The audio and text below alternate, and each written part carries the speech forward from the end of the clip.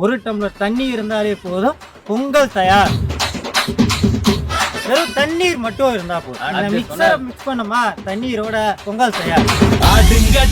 சும்மா டக்கராகுது அப்படியே உள்ள விட நானும் எவ்வளவு கடைகளை போய் பொங்கல் சாப்பிட்டு வரேன். இந்த மாதிரி பாஸ்ட் பொங்கலை வந்து இவ்வளவு பாஸ்டா உள்ள இறக்குறது நான் இதான் முதல் டைம். வணக்கம் கட்டது கையளவனேர்களே. டைம் சுத்தமா கிடையாது. இப்ப இருக்கிற மக்கள் எல்லாம் வந்து ரொம்ப பாஸ்டா இருக்கிறாங்க. என்ன சமைக்கணும்ன்றது அந்த மாதிரி சூடா வந்து என்ன சமைக்கணும் பார்த்தா பொங்கல் சமைக்கிறாரு நம்ம அண்ணன். ஐயோ இப்ப நம்ம காலம் எல்லாம் பார்த்தோம்னா ஃபாஸ்ட் ஃபுட் காலம் ஆயிடுச்சு. நம்மளுடைய வேலைகளும் அந்த மாதிரி அதிகம். நம்மள நிறுத்தி நிதானமா சமைக்கக்கூடிய பொறுமை கிடையாது மக்கள். அதனால என்னன்னா எல்லா உணவுக்குமே உடனடி உணவு வந்துருச்சு. ஏன் இப்ப பிரியாணியே எடுத்துட்டீங்கன்னா நீ வெறும் அரிசி கறி மட்டும் கழுவி போட்டீங்கன்னா மசாலா தயாரா இருக்கு, நீங்க பிரியாணி செஞ்சிடலாம். ஸோ அந்த மாதிரி எல்லா உணவுமே வந்துட்டு இருக்கு. ஆனா வராத ஒரு உணவு இருக்குங்க, அது எல்லாத்துக்கும் பிடிச்ச உணவு வேற. அது என்னன்னு பார்த்தோம்னா பொங்கல். இது வரைக்கும் நிறைய பேர் வந்து பொங்கல் வந்து நம்ம அரிசி ஊற வச்சு பருப்பு ஊற வச்சு செஞ்சு தாளிச்சு அப்படிதான் சாப்பிடுவாங்க. உடனடியா எப்படி ஒரு பொங்கல் செய்யலாம்? இன்னைக்கு நீங்க வந்து அந்த பொங்கலுக்கு தேவையானதை இன்னைக்கு தயார் பண்ணிட்டீங்கன்னா நீங்க எப்பெல்லாம் பொங்கல் சாப்பிடணும்னு நினைச்சீங்கன்னா வெறும் தண்ணீர் மட்டும் இருந்தா போதும். மிக்ஸரை மிக்ஸ் பண்ணோமா, தண்ணீரோட பொங்கல் தயார். அந்த மாதிரி ஒரு ஈஸியா ஒரு பொங்கல் செய்யறது எப்படின்னாங்க இன்னைக்கு பார்க்க போறோம். அதனால தான் தலைப்பே வச்சிருப்போம், ஒரு டம்ளர் தண்ணி இருந்தாலே போதும், பொங்கல் தயார்.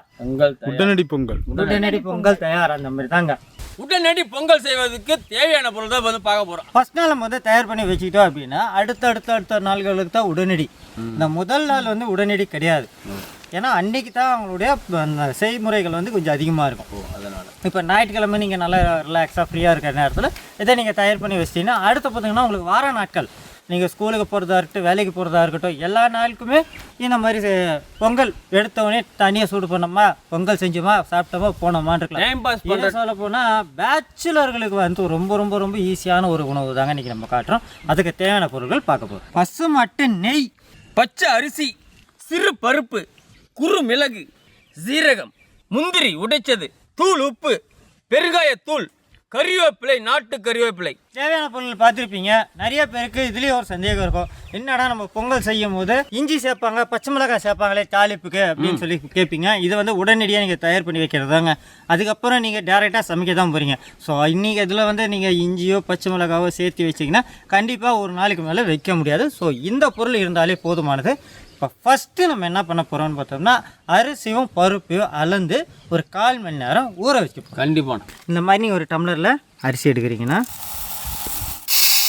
அளந்து போட்டுருங்க. நம்ம வந்து 2 டம்ளர் அளவுக்கு பச்சரிசி எடுத்துருக்கோங்க. அதுக்கு சிறு பருப்பு பார்த்தீங்கன்னா 3/4 டம்ளர் அளவுக்கு நீங்கள் எடுத்துக்கணும். இது ரெண்டையுமே கொட்டி கழுவி 1/4 மணி நேரம் ஊற வைக்க போகிறோங்க. எத்தனை பேர் இப்போ அளவுக்கு இப்போ நம்ம செய்கிறோம்? அதாவது நீங்கள் வந்து இதை நீங்கள் ரெகுலராக நீங்கள் எடுத்துக்க போகிறீங்க. ஸோ 1 கிலோ அரிசி நீங்கள் எடுத்துக்கோங்க, 350 கிராம் அளவுக்கு சிறுபருப்பு எடுத்துக்கோங்க. இது ரெண்டையும் ஒன்றா சேர்த்து ஃபஸ்ட்டு கழுவிக்க போகிறோம். நல்லா கழுவி வச்சுங்க. இப்போ 1/4 மணி நேரம் ஊற வச்சுக்க போகிறோம்.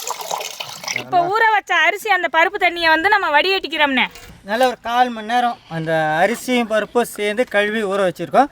இப்போ அதை நல்லா வடிகட்டி காய வச்சுக்க போகிறாங்க. ஒரு 10லேருந்து 15 நிமிஷம் காய வைக்க போகிறோம். நல்லா காய வச்சு நோம்பி நல்லா பரவாயில்ல கொட்டி நல்லா நான் பக்குவமாக காய வச்சு அள்ளிக்கிறோம். நல்லா இந்த தண்ணி சுண்டணுங்க. தண்ணி சுண்டுற வரைக்கும் இப்போ ஒரு துணி இருந்தால் கூட துணியில் கூட நீங்கள் போட்டு காய வச்சு எடுத்து வச்சுக்கோங்க. நல்லா ஒரு 1/4 மணி நேரம் நல்லா காஞ்சிச்சுங்க, பார்த்தா தெரியும்.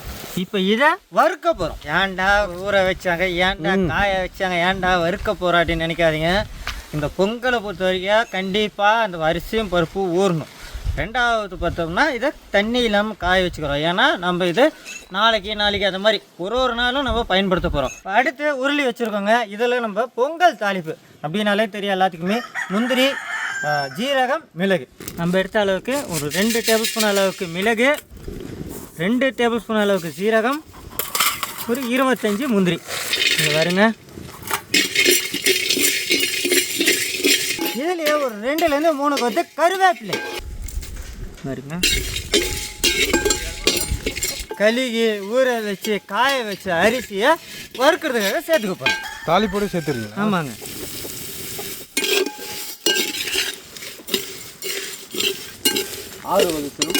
போதுங்க. இப்போ நம்ம இவ்வளோ நேரம் செஞ்சதெல்லாம் நீங்கள் ஃப்ரீயாக இருக்க டைமில் செஞ்சு வச்சுக்கணும். இப்போ இந்த மாதிரி நல்லா வறுத்துட்டு ஆற வச்சு ஒரு காற்று போகாத ஒரு டப்பாலையோ பாத்திரத்துலையோ போட்டு நீங்கள் எடுத்து வச்சுக்கலாம். அதுக்கப்புறம் நீங்கள் எப்படி பொங்கல் செய்யணும் அப்படின்றத பார்த்துடலாம். தயாராகிடுச்சுங்க. இதை நீங்கள் ஸ்டோர் பண்ணணும் அப்படின்றவங்க நல்லா ஆற வச்சு குறிப்பதாங்க நல்லா ஆற வச்சு நீங்கள் எடுத்து வச்சுக்கலாம். அதுக்கப்புறம் என்ன பண்ணணும்னு பார்த்தீங்கன்னா நீங்கள் உங்களுக்கு தேவையான அளவுக்கு இப்போ நாங்கள் வந்து இன்றைக்கி இந்த ஒரு டம்ளரில் பொங்கல் செய்ய போகிறோம். இந்த ஒரு டம்ளர் அளவுக்கு நம்ம எல்லாத்தையும் கலந்த மாதிரி எடுத்துக்க போகிறோம். வீட்டில் ஒரு 2 பேர் எக்ஸ்ட்ரா பண்ணிட்டாங்க விருந்தாளி. இதே மாதிரி ஒரு டம்ளர் எடுத்தீங்களா உங்களுக்கு தெரியும் அளவு, ஏன்னா ஒவ்வொருத்தர் வீட்லேயும் ஒவ்வொரு அளவு வச்சுருப்பீங்க. ஸோ அந்த அளவில் நீங்கள் எடுத்துக்கோங்க. இப்போ நீங்கள் ஒரு டம்ளர் எடுத்துக்கிட்டீங்களா 4 மடங்கு அளவுக்கு தண்ணி, 4 மடங்கு தண்ணியை ஊற்றி இந்த கலவையும் சேர்த்து போட்டிங்கன்னா ஒரு 5லேருந்து 10 நிமிஷம் வேகிறதாங்க டைமு. ஒரு டம்ளர் இதில் ஒரு டம்ளர் பொங்கல் கலவையை சேர்த்துக்க போகிறோம். ஒரு டம்ளர் தான் சேர்த்துக்கிச்சாங்க, 5 பேர் இருக்கும். இதை நம்ம மக்கள்கிட்ட காட்டுற அளவு தாங்க சொல்லியிருக்கோம். நம்ம எவ்வளோ வேணாலும் சேர்த்துக்கலாம். இப்போ 2 டம்ளர் சேர்க்குறோமா 8 டம்ளர் தண்ணி, இந்த அளவுக்காக நம்ம இப்போ செஞ்சு காட்டிகிட்டு இருக்கோம். அதே டம்ளரில் 4 மடங்கு தண்ணிங்க.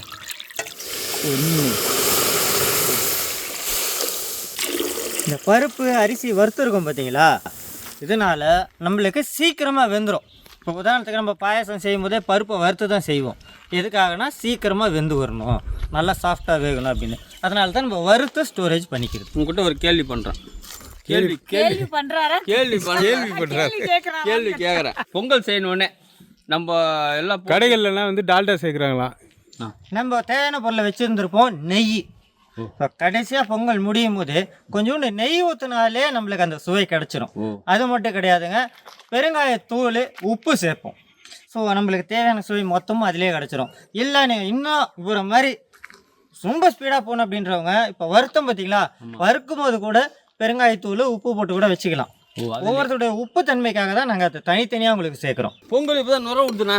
நுர விடுதா? ஆமாம், நுர வரணும். எப்பவுமே வந்து அரிசி பருப்புலாம் வந்து அதனுடைய ஆற்றல் தன்மை முதல்ல பொங்கலுக்கு வந்து நம்ம குக்கரில் போட்டு பொங்கி வரும்ன்றீங்க. பொங்கி வரும். ஏன்னா நம்ம ஊற்றின தண்ணியெல்லாம் அப்படியே கொஞ்சம் கொஞ்சமாக சுண்டி அங்கே பாருங்க அரிசி பொங்கல் ஆயிடுச்சுங்களா. இந்த நேரத்தில் ஒரு 2 சிட்டிகை அளவுக்கு பெருங்காயத்தூள், பொங்கலுக்கு தேவையான அளவு உப்புங்க.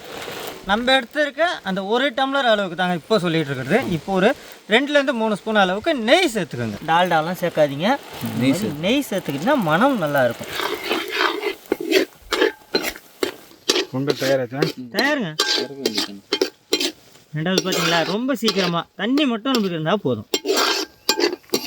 நல்ல வாசனையோடு வந்துச்சு. ஆமாங்க, அந்த பெருங்காயத்தூள் மனம், மிளகு, ஜீரகம், நெய், அதான் மெயின் வாசனை. இப்போ நம்ம இறக்கி வச்சு ஒரு 5 நிமிஷம் ஆற வச்சோம்னு வைங்களேன், நம்ம எதிர்பார்க்குற மாதிரி ரொம்ப கெட்டியாகவும் இல்லாமல் ரொம்ப தண்ணியாகவும் இல்லாமல் பொங்கல் பதத்தில் சூப்பராக பொங்கல் தயாராகிருங்க. பொங்கல் தயாராக இருக்குங்க. பொங்கலுக்கு ஏற்ற மாதிரி தேங்காய் சட்னி அதுவும் தயாராக இருக்க சாப்பிட போகிறோம். பொங்கல் செய்கிறதுக்கு நேரம் இல்லைங்களா, சாம்பார் வைக்கிறதுக்கு அவருக்கு நேரம் இருக்கும். அந்த கேள்வி நானும் கேட்கணும். இப்போ உடனடி பொங்கல் தண்ணி ஒரு டம்ளர் தண்ணியில் பண்ணுறீங்க, சட்னி வைக்க எவ்வளோ டைம் ஆகும்? அதுக்கும் தாங்க உடனடி சட்னி எப்படி செய்யறதுன்னு சொல்லிட்டு வீடியோ போட்டிருக்கோமே, அது 2யும் ஒன்றா சேர்த்து பார்த்துக்கங்க.